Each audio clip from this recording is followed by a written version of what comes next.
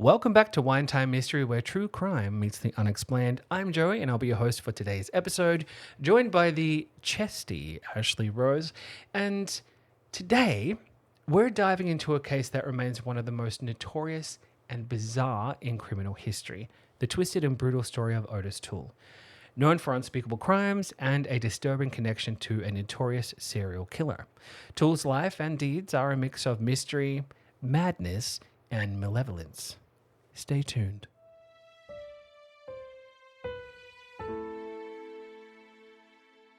If you love stories that challenge reality and sanity, subscribe, rate, and review us on your favorite podcast platform. Your support helps us bring you more dark stories from the realms of true crime and the paranormal. For access to our links, go to linktree/Winetime Mysteries.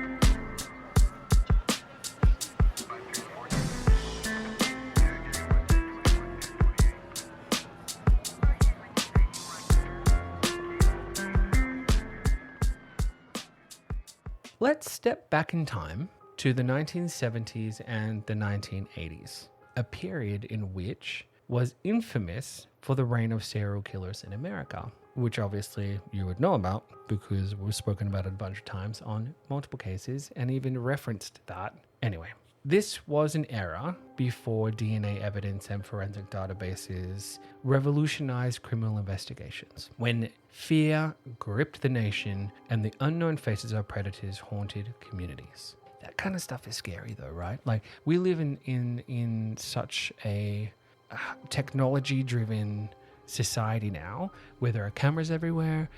Your phone pings and tells people your last location or whatever. Like, people aren't hidden. I'm sure that there's still unsolved murders and that kind of stuff. But back then when there was nothing... You are tracked. I hate to say it, but you're tracked. ATMs, surveillance, everything. Yeah. I know. One time I had this friend who refused to use Google because they were being tracked. It tracks the information. I know. I know. But it was a slightly tinfoil hat moment, I must admit. One I did giggle about after the fact. Yeah. Because I was like, you poor summer child, you were going through it. Summer child.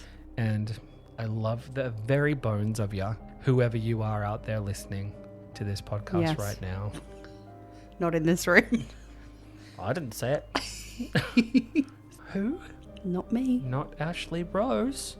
It was in this dark chapter in history that we meet Ottis Toole, a drifter from Jacksonville, Florida. He was a man with a very deeply troubled past and a psychotic edge and an uncanny ability to attract infamy. Sounds like a bit of a tool. I wanted to say this the whole time. Can I tell you, I felt like you were going to make that joke. I didn't think it would be so soon. I have been sitting here waiting. You've been sitting on it. Waiting. Well, think I'm done. Okay. Even if you weren't, that's okay. Like, you can keep going. I got it out. Toole first gained notoriety through his partnership with Henry Lee Lucas, another serial killer whose shocking confessions kind of shook the public to its core. I'm not going to go into details about Henry. If we want to do a case on that later, or if you want to do a case on Henry, then we can. Listener out there, yes, singular. If you want us to, please let us know and we will. Like, we're fine to do that. Send us a message on Insta or Facebook or email.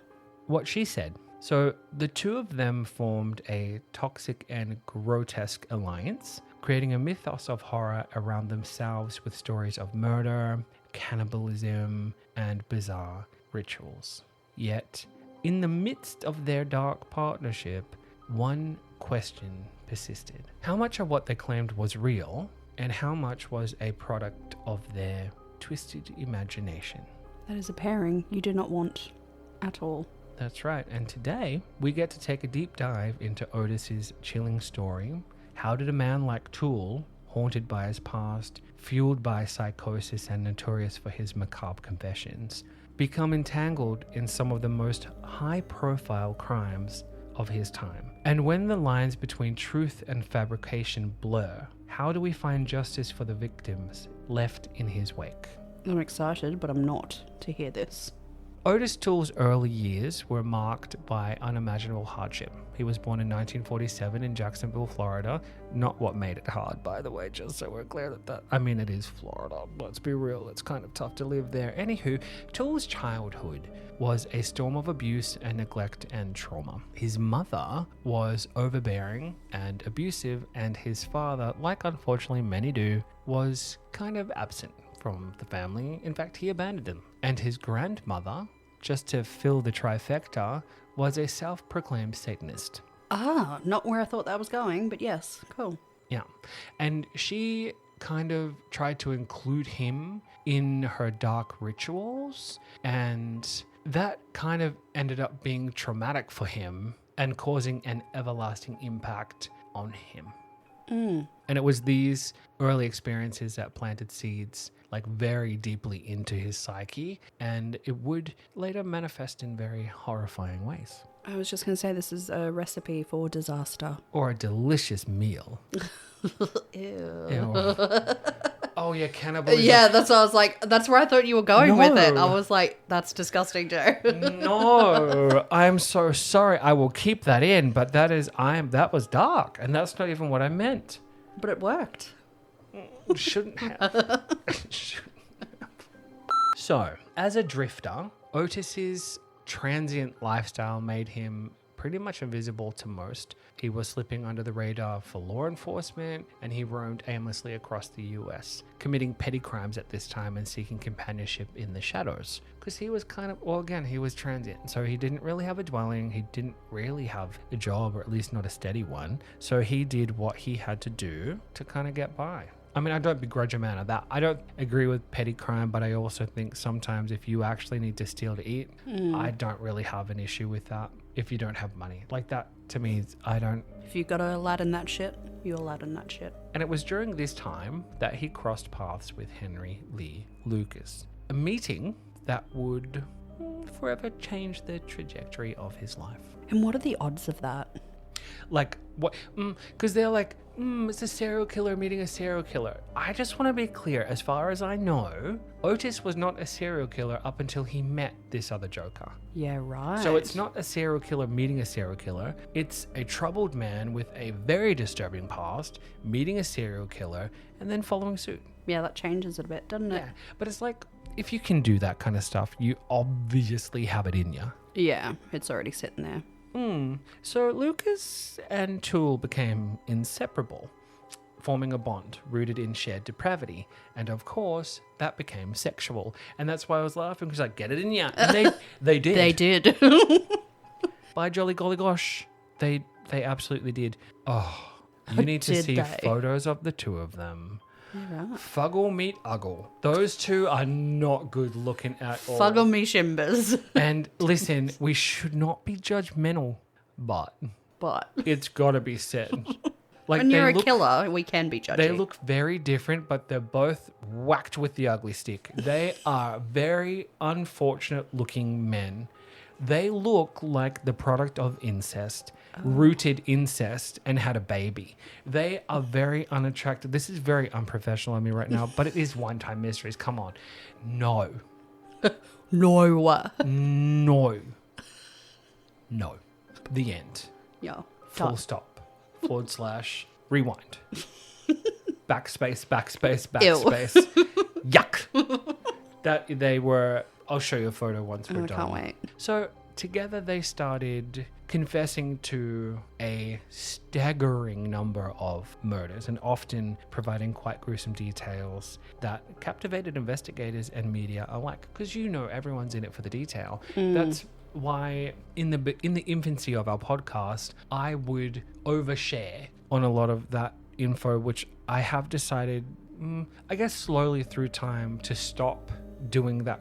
I think it's important to know what happened to these people, and I don't take joy in talking about the gruesome things that happened to these poor people, but I also it's not palatable. And when I listen to it back when I'm editing, I get grossed out. So I can only imagine that other people listening probably aren't really enjoying those factoids. The sheer scale of their claims, like hundreds of victims, they said was almost too horrifying to comprehend. Yet, as law enforcement began to dig deeper, cracks started to appear in their stories.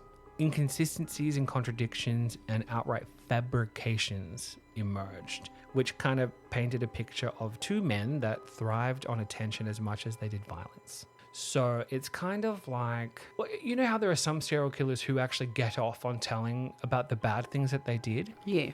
These two got off on people thinking they did some bad things. Like, they did bad things, but thinking they did bad things, making it as gruesome and violent and sexually violent as they could. And they enjoyed telling people about these things. I think they enjoyed the reaction, or maybe they enjoyed the notoriety of it all. But it was kind of plain to see that some of these claims they made could not be corroborated. Interesting. Well, I mean, it's also kind of shitty too, because you think about the waste on police resources that puts in there. Like, is that also what they're trying to do? Like, were they trying to have all this attention focused on, well, now you need to look at this thing that I did, go find it, I'm not telling you everything. Is that what the aim was? Yeah. Like, you're already a piece of poop and now you're just making it, yeah. You know? Yeah. So I don't know if that was part of the game, or if it was literally, if they were too dumb to think that far ahead and just thought, I'm going to get off on being able to tell you that I did this thing. Like, was it that? I don't know. I actually don't know. And Ottis's personality only added to the confusion. So his cryptic confessions and bizarre rituals and claims of cannibalistic behavior created an image of someone who seemed untethered from reality. I think because he's talking about, you take the other stuff on face value. I ate somebody. Okay, we know cannibalism's real. You start talking about rituals, then you're tied with a cuckoo brush. Yeah. Do you know what I mean? Especially in the Americas. Especially in America, especially in the 70s and the 80s. Oh, yeah, because that was the whole... You got He's Charles, a Satanist. and you got Charles Manson, yeah. you got all that kind of stuff. The devil's music. Yeah. So I kind of get that maybe they thought all aboard for Cuckoo Land. Yeah. So he would revel in the notoriety, which played obviously into the media frenzy, and he fed off all the public fascination about his macabre persona, which I feel like you would if you're that personality type. Yeah. I'm also not reasoning it. I'm just saying Just a sound. that this is very him and very much something that he probably would do. So I did a little bit of research on the victims and stuff. And again, I'm not going to go into detail about it. He and Henry claimed hundreds and hundreds of victims and all these gruesome things. I could only find a record that stated there were between 6 and 65 victims, most of which not proven, most of which are claimed. And could it be true? Sure. A lot of the times you don't have no body, no crime. So unless there's proof that you actually did the thing or that the person's missing or whatever, then even if they're missing, if there's no body, there's technically no crime, even though there very much was one, because that person's kind of ceases to exist anymore. Anyway, between 6 and 65, which I'm also not blind to the fact is a very large window. That's not, between 6 and 10. This is a big number. There's a big gap in there. So from what I do have, January 12th of 1982, there was the murder of George Sonnenberg. He was 64 years old at the time of his death. This murder would see Ottis getting a conviction and sentenced to death in April of 1984. February 6th of 1980 was the murder of David Shalat, who was 19, and his body was discovered off the I-10 near Chipley, Florida. In April of 1983, he was arrested for arson in Jacksonville, and in 1984, he actually confessed to the Northwest Florida slayings, which included the murders of David Shalat and Ada Johnson. Ada Johnson, I didn't have a date for specifically, but he confessed to it. Whether or not they're able to corroborate that, I genuinely don't know. But among Ottis Toole's claims, one stood out as particularly haunting, and it was his connection to the murder of Adam Walsh. And I know I did a case recently on Brian Walsh. This one's no connection. I think the true crime junkies out there would probably be aware of Adam Walsh's case. I was aware of it slightly beforehand because I saw it on a America's Worst Crimes TV show when I was much younger. But Adam was a 6-year-old boy who disappeared from a Florida shopping mall in 1981. And the case itself devastated the nation and kind of became a symbol of the dangers lurking in seemingly safe places. And there have been a few murders of young ones who have been abducted from like a shopping center, some by other kids, some obviously by depraved adults who had other intentions there, which I won't really get into because it's not really valid for today's case. But he eventually confessed to Adam's murder, providing very disturbing details about the crime. However, his confessions were riddled with inconsistencies, and crucial evidence to corroborate his story was either missing or never existed at all. But that's why this gets really complicated for me, because he has a history of fabricating some things. Or fabricating things altogether. So what's to say that there are bits of truth sprinkled out between the thing, but to make it more grand, he added things in that did not exist. Like the two with him, because he was psychotic, the two could have existed in the same moment. Yeah. But because there are things that couldn't be proven in between, I think it was kind of up in the air as to whether or not he actually did commit the crime. It's just a piece of work, he sounds like. Oh, he's a mess. So because of that, the police struggled to determine if he was telling the truth or if he was fabricating another tale to bolster his infamy. But despite the uncertainty, Adam's case became a turning point, and not just for Toole's story, but for how law enforcement and public viewed missing children. And also Adam's father, I think, played a bit of a part in that. So his dad's name was John Walsh, and he went on to become a prominent advocate for child safety, and he used his grief to create lasting change. Meanwhile, Toole's confessions about Adam and his disturbing claims of cannibalism and supernatural visions, because he was having those two, which I think fall into the realm of his rituals, they solidified his reputation as one of the most unsettling figures in American criminal history. Well, I guess this was the time because of serial killers and stuff, where a lot of people were trying to beat one another in like outdo each other? Yeah, like I did this. Like that was a massive... You think he's bad? I'm worse. I did this thing. Like people wanted to be the top dog. Yeah, that's wild. No, thank you. Yeah, I think we should probably do one on Henry. So Mr. Ottis Toole, after his conviction, would spend the rest of his life in prison, where he passed away in 1996. Good. I was also doing the maths. I was like, how old is he? I think he was 40-something. No, 1947 is when he was born. 1996 is when he died. It's about 50-something, yeah. 49. Quick maths. 47 to 96. What'd you say? 1947 to 1996. Yeah. Yeah, 49. I was just like 50-something. I did a math. Quick maths.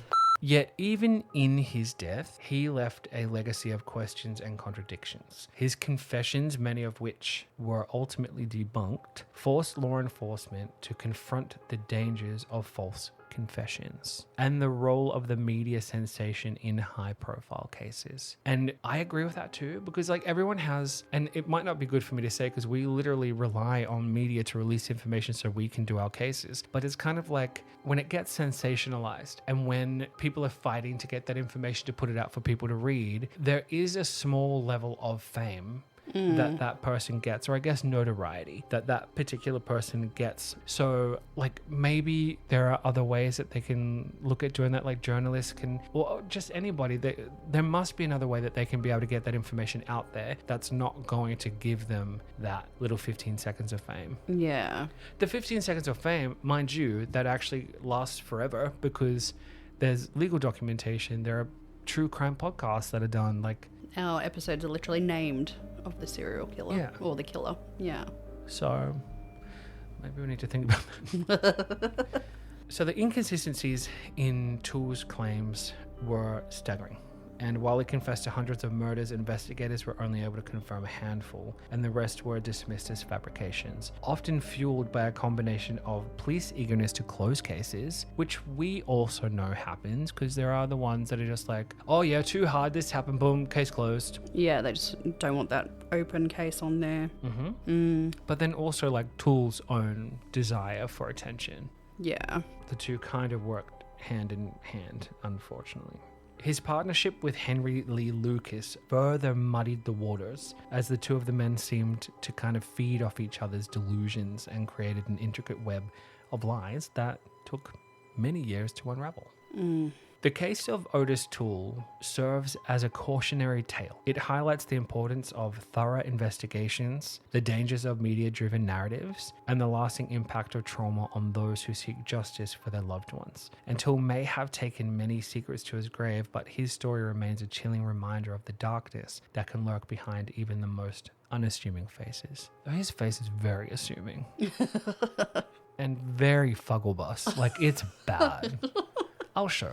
It's bad. It's bad. As per usual, I always look for any paranormal tie-ins. And though Toole's confessions weren't explicitly paranormal, his mental instability and bizarre claims hint at eerie elements that make this case almost surreal. So he often made statements about visions, hallucinations, and supernatural encounters that blurred reality and delusion. Locals and mental health experts speculated on his claims of demonic visions, cannibalistic rituals, and supernatural experiences, adding a sinister, almost paranormal layer to his deranged reality. So, was there a supernatural element to Toole's confessions? Or was this just the result of his deteriorating mental health?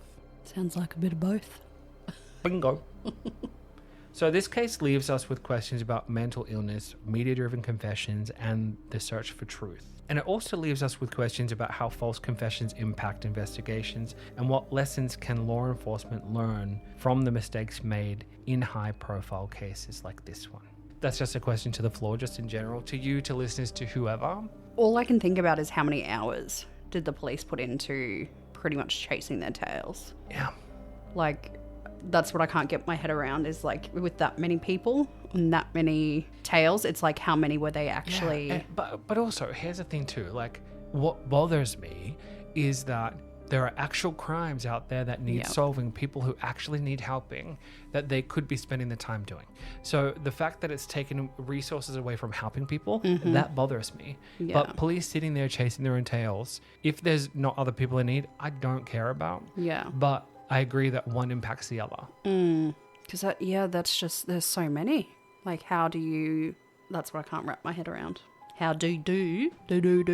So listener, tell me, do you think that Ottis Toole's confessions were delusions, reality, or a mixture of both? And have you ever encountered something inexplicable in your life or community that left you questioning reality? Share your stories with us because we want to know.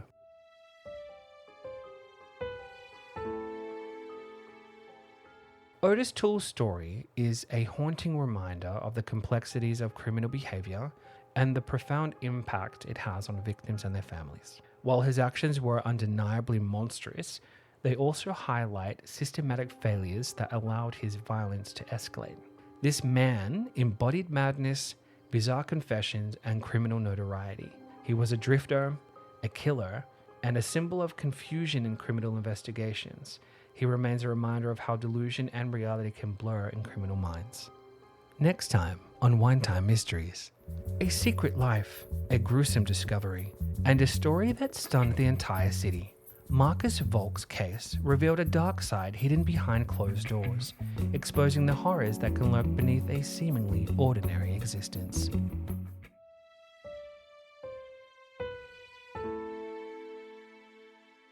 Stay curious, stay vigilant, and remember, sometimes the truth is darker than fiction, and reality can twist in ways you never expect. Ottis Toole's case serves as a chilling reminder of how broken systems and personal demons can converge into tragedy. Until next time, stay safe and make better choices. Okay, I better go. Why? Well, I just got a call from Henry Lee Lucas's ghost asking me to fact check his Wikipedia page. What? Goodbye?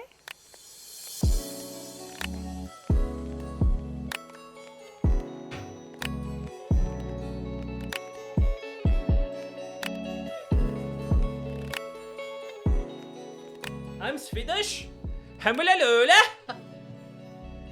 Become entangled with one of the most One of the most with one of the most Yeah, I'm very Swedish. yeah. Hi, hey, I'm Swedish today. I'm just... Look how big it is. Thanks. You're welcome. Massive. Riff raff, street rat, I don't buy that. If only they look closer, I wanna would watch they that again. see a poor boy? No, sir. They'd find out there's so much more. Thank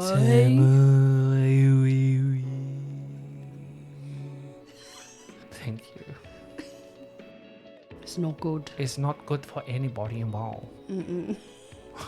What? I'm a mess. I'm a mess today. Look, I wasn't going to say it. You can. We're best friends. It's fine. We're family.